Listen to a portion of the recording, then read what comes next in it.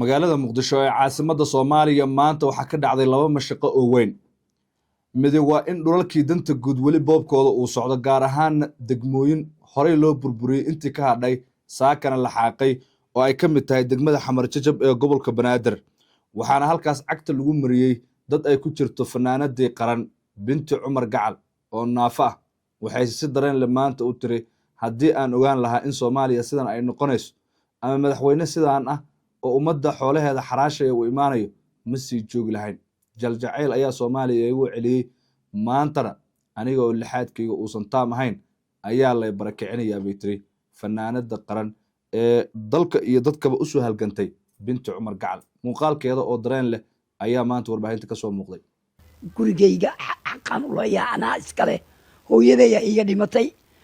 meelaan aadana maba haysto. gurigaaga aad leedahay lagaa xoogaa, marnaba aniga kuma fikirin anoo sharci haysto, wax walba haysto, meel walba tag lay dhahay aan tegey, caddayn walba keenay. waan ku hayaa binti cumar gacal muuqaalkeeda oo dhammaystiran haddii alla weyne laga helo, iyo dhulboobka ka socda degmada xamar jajab ee gobolka banaadir. waxaa kale oo maanta ciidan ka tirsan kuwa dowladda iyo kuwo kale oo waardiye ahaa ay ku dagaalameen bartamaha muqdisho, gaar ahaan wadada maka almukarama ee caasimadda. waxaana halkaas ku dilay labadii nin. dagaal kooban ayaa dhacay, dadku waxay dareemeen cabsi xoog leh. waxaan ku hayaa warbixin halkaas ka imaanaysa iyo golaha mustaqbalka oo soo bandhigay hindiso cusub oo doorashada qof iyo codka ah la xiriira. wararkaas oo dhan ayaan isla falaqeynaynaa. soo dhowow, nagu biiri aragtidaada, qayd faallada noogu leh muuqaalka like saar, saaxiibadana usii sheergaree, waa mahadsan tahay. waxaan ku bilaabayaa sida hordhaca muuqaalkaba aad ku daawatay, magaalada muqdisho ee caasimadda soomaaliya waxaa ka taagan dhulboobkii ugu adkaa, kaas oo dad badan markaasi saameyn ku yeeshay. degmada xamar jajab ee gobolka banaadir oo kol hore agagaarka saldhigga degmadaas laga barakiciyey dadkii ugu badnaa oo shacaba, ayay hadda mar kale ku laabatay cagacagaftii madaxweyne xasan sheekh maxamuud. waxaana cagafta hadda ay ku jirtaa oo la barakicinayaa dad haystay dukumiintiyo sharciga oo dhammaantood ka yimid eebaha u raxmadee jaalle maxamed siyaad barre. markii hore waxay ahayd dhulalka danta guud ee dadweynaha, laakiin hadda waxaa la isugu yimid dhulalkii dukumiintiyada lahaa ee sharciga ahaa ee maxamed siyaad barre ee dadku ay markaasi haysteen. dadka mashaqadan ay haleeshay waxaa ka mid a fanaanada qaran ee binti cumar gacal la yidhaahdo ee hobolada qaranka ee waaberi hore uga darsanayd. hadda waa naafo oo labada lugood ayay la adahay. waxay sheegtay in iyadoo haysato fursado ay uga bixi karto soomaaliya, ay ka doorbiday inay sii joogto dalkeeda, aysanna ogeyn maanta waxa soo socda inay dhici karaan. waxay tiri, haddii aan ogaan lahaa sida xasan sheekh maxamuud oo kale in soomaaliya uu madaxweyne ka noqonayo, ma sii joogi lahayn ayay ku cataawday. sidoo kale waxay sheegtay inaysan hadda haysan dhaqaale, curyaan tahay, sariiryaal tahay, da'na ay tahay, meel ay aadana aynan garanin. waxayna baaq u dirtay madaxda dowladda oo xasanka laftarkiisaba ugu horeeya. weli marka muqdisho dhulboobki waa kasii soconayaa. shacabku waxay isleeyihiin ama isweydiinayaanba goormee ayay istaagi doontaa cagacagaftan oo markaasi aan joogsiba lahayn. madaxweyne xasan sheekh maxamuud muddada uu xilka haya, waxyaabaha la yaab kale ee dadka sida weyn markaasi ay u hadalhayaan waxaa ka mid ah in cagacagaftu siday u bilaabataba 4 sane ugu dambeysay maalinna aysan howlgab noqon ama shaqogab noqon, oo maalin la arkaahay ay haysato howsheeda. geesta kale, laamiyaraha zoobe ee magaalada muqdisho waxaa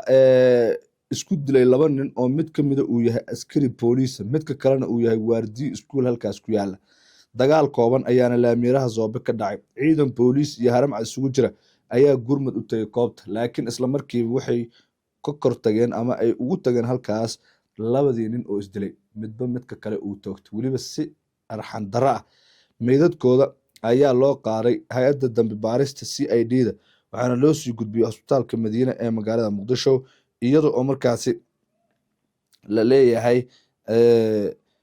waxaa arinkan uu markaasi dhaliyey kacdoon iyo dhibaato aad u weyn oo cabsi xoog leh markaasi dadku ay ka muujinayaan. muqdisho sidan oo kale xakameynta hubka ayay shacabka ugu baaqeen dhowr jeer oo hore dowladdu inay ku dadaasho. sababtuna waxa weeye in askarta dharcadda ah, kuwa caadiga ah ee aan dareyska xirnayn, kuwa waardiyeeya goobaha ee amnigooda la sugayo oo hoteelada iyo maqaayadaha iyo meelaha muhiimka ay ku jiraan, waxaas oo dhan in markaasi ay tahay in la xakameeyo hubka ay haystaan way kala shakinayaan deetan rasaasa la isku furaya ama shacabka ku waxyeeloobaya ama ayaga isdilaya shacabku tan waxay ku sheegaan marka inay tahay khatar weyn iyo cabsi ayagu soo foosaarto aragtidaada noo reeb waa maasantahay saaxiib muuqaalkan ila daawo gurigayga xaqan u leeyahay anaa iskale hooyadaya iga dhimatay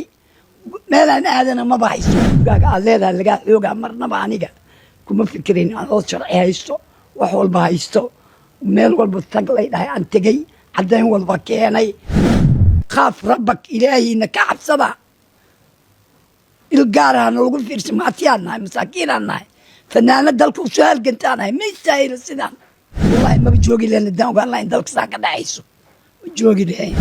il gaaraha laygu fiirsa waxaan dalkan waa usoo halgamaanay xabadaa igu dhaceen labada lugaan jiis ka ahay ani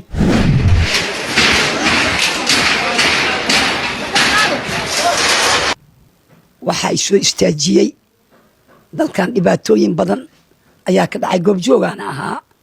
alxamdulilaahi wixii igu gaari raba waa igu gaareen laakiin waxaa isoo istaajiyey hal guriga hooyada iiga dhimatay oo dukumentigiisii wixiisa dhan aan haysto ayaaba la leeyahay waa la duminayaa saasaa isoo istaajisay hadda waxaa lagu jiraa guri ani iga koreeyo xaafadda ah aniga marka intaan islahaa dowladda xaaladaada caafimaad iyay ogaanaysaa aan islahaa haddiiba gurigii halkii guriga hooyada iiga dhimatay anoon meel kale haysan ay damcaan inay igu kordumiyaan saas ayaa isoo istaajisay inaan dowladda kala hadla halkan aan laygu soo degdegin anaaba xaaladayda fiicneen halkaas guriga hooyada iiga dhimatay haddii layga dumiya xaggeen aadaya meelaan aada maba haystabo marka waxaan ka codsanayaa dowladda iyo ummadda soomaaliyeed meel kastay joogaan inta magacayga iyo muuqayga taqaano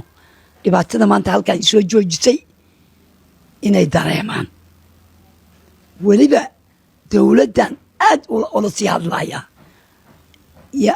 in laygu soo degdega xoogaa waa laga fiican yahaan oo dalka intaasoo dhibaataa u soo maray u soo halgamay ku naafoobay xoogaasoo laga fiicna way macaan insaan la ii galo okay dareen ahaan bal saakay gurigii kugu hareereysnaa see waa adigana see dareemaysaa wallahi ani waaliyaan baqaada saake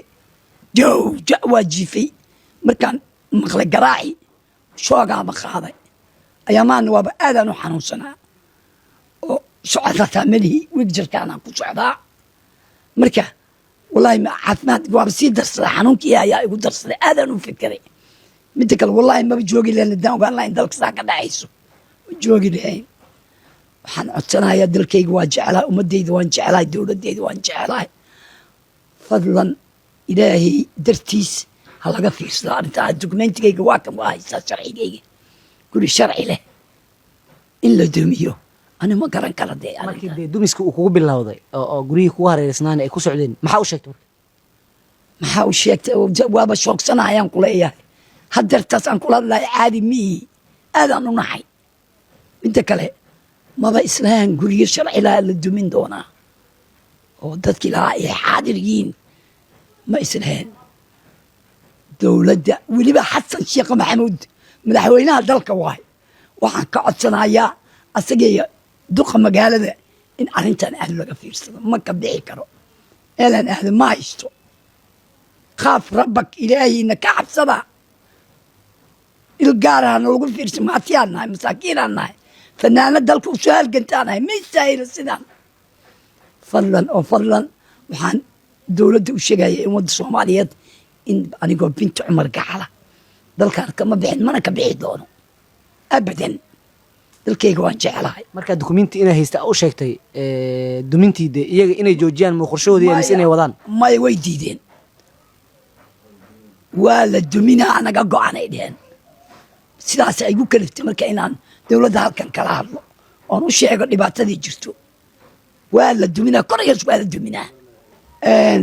guriga waaba la dumiyey dhulkaa lagu daray waa lagu dhisaa yaa ii damaana qaadaayo guri soosaan la ii dhisi waaye oo la igu daryeeli waaye dhulka markii lagu daray yaa ii dhisaa yaa ii damaana qaadaa dowladda ma ii damaana qaaday dhulka markii lagu daray in guriga la ii dhisaayo inkastoo aan jeclahay meeshaan aan ku soo koray aan ku soo caqli yeeshay inaan layga taaban baan jeclahay haddana dhulkii aan laygaga darin inaan taagnahay والقول إسحاب سماها دمانا رباه وحيد دمانا قاضو هذا حون جعلها يقول بقرقين لا يدافو هادي يا أقعد سنة يا دولة تاس nima yahow dhul cabira oo waddo 30 ah saaran waddo 30 ah shibis waddo 30 kuma taalo waddadeena kaliya 30 waddo 30 ah saaran dhinaciisa bidixna ay waddo 12 marto oo laba jidla ah guriga iga dambeeya dhabarkiisa dambe ee waddo kale laami ay marto baa inta cagaf la soo qaatay ba dusha laga maray haddana waxaa lagu la taagan yahay lacag bixi waa dhulkaagii oo sharci ah oo mid maxamed siyaad bara leh in lagu yiraahdo lacag bixi haddana adiga dib igaga gado dadkii deriskii ah baa yaaban qofkaa tira orniyo saasay wax u jiraan wuxuu ku leeyahay xaala sameeha xaala yeela war dad dhan oo islaama oo muslima oo aan dhihi karin waxaanu xaq weeye iyo xaq ma aha baan soo dhexgale tolow nabadoonaa leedihiin xildhibaanaa leedihiin maanta xildhibaankiini dadku intuu hor istaago wuxuu leeyahay cod isiiya muxuu ahaa nabadoon muxuu ahaa xil baan qabanaya bal maanta wax ka wanaagsan ma jirto inaad cadaalad qof walaalka ah oo cadaalad maarata aad ku garab istaagto qof kula hadlaya ma jiro hadda saddex baa la kala dooradsiinaya dhulka soo cagif lama gelin saddex baa la kala dooradsiinaya mid waxay tahay lacag bixi oo dhulkaaga dib aan kaaga gado midda labaad waxaa weeye adiga 24 12 baa haysataa 12 isku furo 12ka wadada xigtaan 30 ka jirtaan qaadana labada dhexda ku jirta qaado waa siday dabacsan yihiin midda kale ugu dambayso waxay tahay dhulkaagu waxa weeye nin lacag leh baa laga iibinaya adna in baa lagu siinayo orod iska tag ruuxaas wax la qaadan kara miya maanta meeshan waxaan u soo istaagay inaan ka hadlo arrin dulmi ah oo lagu sameeyay maanta sabtidii waan gar dhigtay waxaan u gar dhigtay gudoomiyaha gobolka dhibka lagu sameeyay iyo sida ay wax u jiraan iyo taariikhda dhulkayga uu soo maray baan kaga sheekeeyay wax iiga soo jawaabay ma jirto taariikh baan soo qaatay weli dhacdo ah oo dadka shibis degan ay wada og yihiin oo dadku markaasu cidda iyo waxaas ku dhacday ay yar tahay baan ka hadlay wax ii soo jawaab ma jirto laakiin maanta waxaan u gar dhiganayaa tolkayga waceyslaan u gar dhiganayaa waxaan u gar dhiganayaa ilaan wax kale oo maanta ii garsooro waa waay madax baan u gar dhigtay gobolkaa u gar dhigtay wax ii soo jawaabo waayo marka waxaan rabaa niman yahow inaad xaq iyo xaq darro inaad kala saartaana idinka rabaa niman yahow shibis baan deganahay aabbahay baa dhul ku leh aabbahay waa dhintay wuxuu dhintay 1992 dagaalka 4 biloodkii qaabka uu dhintay muuqaalka horaan kaga soo sheekeeyay nima yahow dhul cabira oo waddo 30 ah saaran waddo 30 ah shibis waddo 30 kuma taalo waddadeena kaliya 30 waddo 30 ah saaran dhinaciisa bidixna ay waddo 12 marto oo laba jidla ah guriga iga dambeeya dhabarkiisa dambe ee waddo kale laami ay marto baa inta cagaf la soo qaatay ba dusha laga maray dusha laga maray haddana waxaa lagu la taagan yahay lacag bixi waa dhulkaagii oo sharci ah oo mid maxamed siyaad bara leh in lagu yiraahdo lacag bixi haddana adiga dib igaga gado haddana cid kula hadlaysa aynan jirin nin hadda iska macnaha iska cabanayo saxaafad iska taagan maahay aniga boosaasaan ka imid waxaa imid 22 bisha 6 baan imid ilaa hadda meel aan istaagin ma jirto tulkay waa isku keenay cid kasta waa tusiye wax qof kasta aan tusiye la yaab bay noqonaysaa waxay leeyihiin war guriga maxaa cadde oo caan ah oo cabir ah oo maanta wadada saaran cid ku degdegi mayso gobolkaan tagay waa waxaa la yiri war nin gurigiina wadadaas u saaran yahay ruuxaan kuma jiro oo basiibo ma oo basiibo waxaa la yiraahdaa dhul cooshaana oo waddo loo furayo dhulkayga hadda loogu marmarsiyoon maayo dhul muxuu ahaa oo basiibo waddan kuu furo la dhihi maayo dhul dawladeed waa la dhihi maayo dhulkaagu waa sharci lacagna bixi bal intaasu ina iga cadaalad siisaan rabaa haddii uu idinku jiro qof ilaahay iyo rasuul yaqaan nimayow madax baa leedihiin cuqaal baa leedihiin odayaal baa leedihiin boqor baa leedihiin geeda shador nimayahow waxaa idinka rabaa inaad noo kala gar qaadaan cidda ay haysato xataa cidda ay haystaan garanayn qofba cagafooda dushoo iga maray axaddii hore lasoo dhaafay eeg inaan waxba yaraysana idiin sheegay axaddii hore lasoo dhaafay baa waxaan sameeyey reerkaan u yeertay nabad waxaa lagugu yeeray wabarka guud ee cali gaafaa lagugu yeeray yuusuf abuukar madaad baa la yidhaha waa yimid weli markuu yimid uu guriga arkay madaxuu gacan saaray wuxuu yidhi guri laba wadoole ah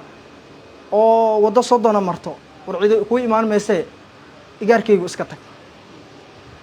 intaa kuma ekaanee waxaan la soo kaxeeyey nabadoonkii aadam cali oo nabadoonkeena ah cabdi maxamed cabdulle cabdi maxaa cabdullaah la yidhaha waa keenay aabbahay xataa yaqaanay dadkii gurigaa ku shiri jiro ka mid yahay madaxuu gacanta saaray wuxuu yidhi waxaan wax la imaan karo ama qof hawaysan kara maaha nabadoonkaygii hoose muxudiin axmed dhuclaan keenay oo cali faqa ah wuu arkay wuu yaabay dadkii deriskii ah baa yaaban qofkaa tiraa orniyow saasay wax u jiraan wuxuu ku leeyahay xaa la sameeyaa xaa la yeelaa war dad dhan oo islaama oo muslima oo aan dhihi karin waxaanu xaq weeye iyo xaq ma aha baan soo dhex galay nimayo horta ani nin yaroo iska hadlaya maahay nin dhanu mas-uuliyad hayaa ah aabbahay iyo aniga waana la kala qaaday dagaalka afurbiloodka madfici ku dhacay baa nagula kala qaaday keesaniyaa nala geeyey asaga inuu dhintaa loo xugmiyey anna inaan noolahay baa loo xugmiyey nimayo how nin dhibkaas soo maray oo maanta inta walaalahay ay dhaleen oo dhintay baan mas-uul ka ahay intaan dhalaan mas-uul ka ahay nin macallin hoo shaqeeya ahay waa laysoo kalifay diyaarad baa laysoo saaray waa lay keenay haddana qof kula hadlaya ma jiro hadda 3 baa lay kala dooradsiinayaa dhulka soo cagif lama gelin 3 baa lay kala dooradsiinayaa mid waxay tahay lacag bixi oo dhulkaaga dib aan kaaga gado midda labaad waxaa weeye adiga 24 12 baa haysataa 12 isku furo 12ka wadada xigtaan 30ka jirtaan qaadana labada dhexda ku jirta qaado waa siday dabacsan yihiin midda kale ugu dambaysa waxay tahay dhulkaagu waxaa weeye nin lacag leh baa laga iibinaya adna in baa lagu siinaya orod iska tag